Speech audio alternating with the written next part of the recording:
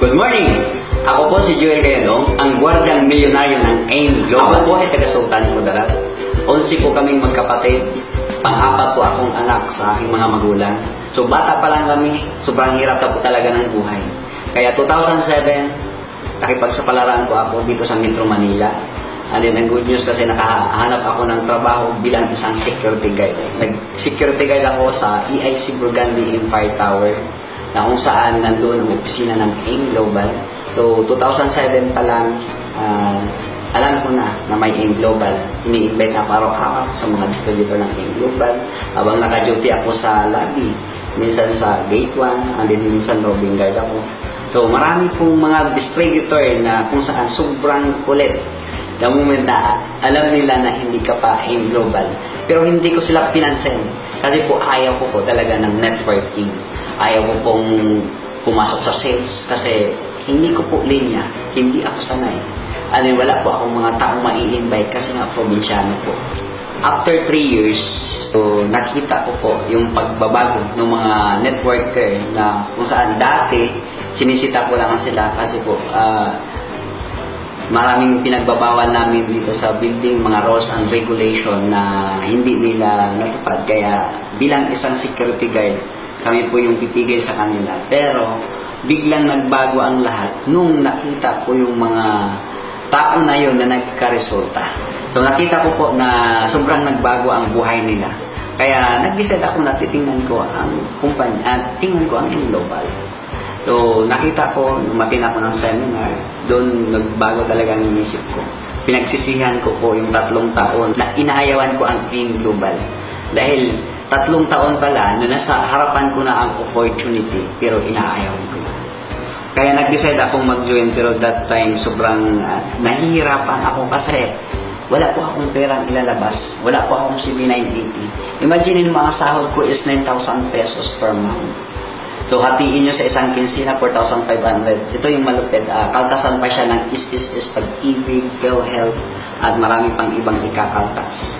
Upa sa bahay, 2,500, pamasahe 900, pagkain sa isang araw 150. Kaya yung sahod ko totally zero talaga pagdating ng sahuran, yung pay slip talaga. So wala akong kapera-pera pero gusto kong mag-join kasi ko nakita ko na magbabago talaga ang buhay ko kapag mag-member ako. Kaya naisip ko na gagawa ako ng paraan. Kaya nung mga time na yon hindi ako makatulog. So, kinabukasan pumunta ako sa agency namin and then nag-loan po ako. Nung nag-loan ako, so good news kasi pinalo naman ako agad-agad sa agency namin kasi po malakas po ako sa agency namin. So ako po yung pinaka magiting na security guard na masunurin po talaga kung anong mga inuutos nila. Kaya agad-agad binigyan ako ng cheque. 8 mil po ang nilon. Nung araw na yun, naging member na ako sa AIM Global. So, siyempre tuwang-tuwa ako kasi yun talaga yung goal ko na mapabilang doon sa mga naging successful. So, pinag-aralan ko yung sistema and then nagpaturo ako sa mga upline. Maraming mga trainings na mga inatinan ko. So, doon ko na-develop yung sarili ko na kung saan sobrang medyo tumaas ang level. Na yung confident level ko is parang hindi na ako nahihirapan na makipag-usap sa tao. So, kahit na probinsyano ako, pinilit kong i-survive kasi gustong-gusto ko talagang baguhin ang buhay ko. So, ang good news nito kasi sa mga sakripisyo ko po na ginawa in a matter of 9 months, nabili ko po yung first car ko, Honda City. And then, talagang minaksimized ko yung pag-network ko. Everyday, nagka-house party, lahat, mga house meeting sa mga downline ko, ginagawa ko. Kumbaga, wala akong oras na sinasayang kasi gusto ko na mas lalaki pa yung kinikita ko.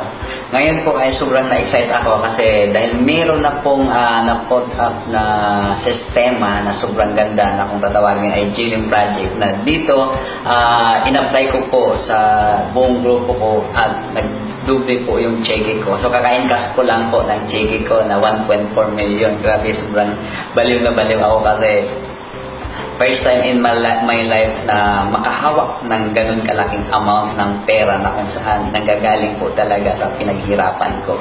So sa mga viewers po na nanonood dito sa video na to, ini-encourage ko kayo na subukan niyo ang M Global. Subukan niyo kasi huwag na kayong magduda pa. Kaya kung pagdududa lang, nagduda din po ako dati.